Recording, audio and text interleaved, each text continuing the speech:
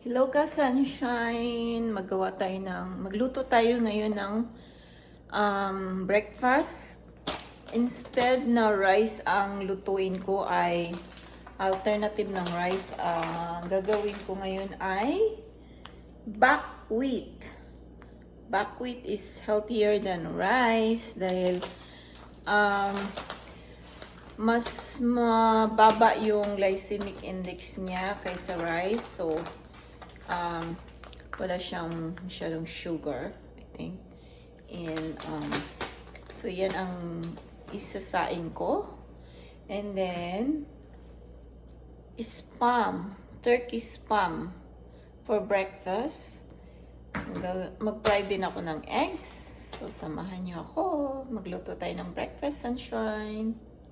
Ganito ang measurement ng ating buckwheat. 2:1, like 2 cups, 1 cup of buckwheat, 2 cups of water.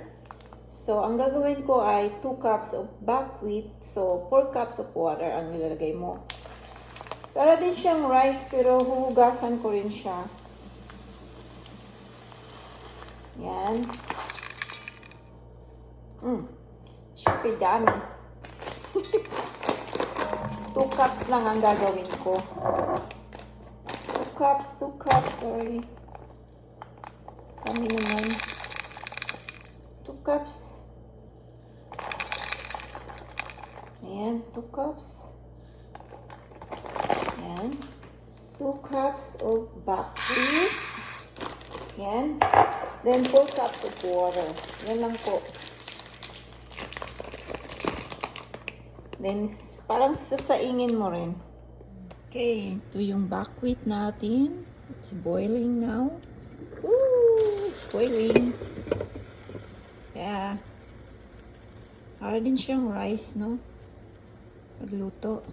Yan, ang ating buckwheat. Para din siyang rice, na steam rice. Ganun din siya. Yan. Ito na tayo ng turkey spam. So, ito yung buckwheat. Yan, ang ating kakainin for breakfast. Luto ko ng eggs. Yan, turkey spam and pritong talong. Kain tayo! Yan, kain na tayo. Ka-sunshine, ang ating ulam ay turkey spam and fried eggs and pritong talong. Yan. And ating instead of rice ay yan, nagluto ako ng buckwheat. Kain tayo. Ano natin?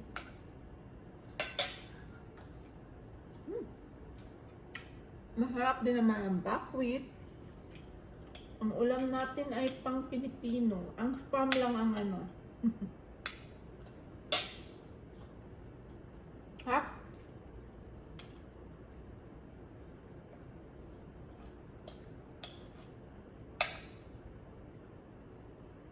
Kain tayo.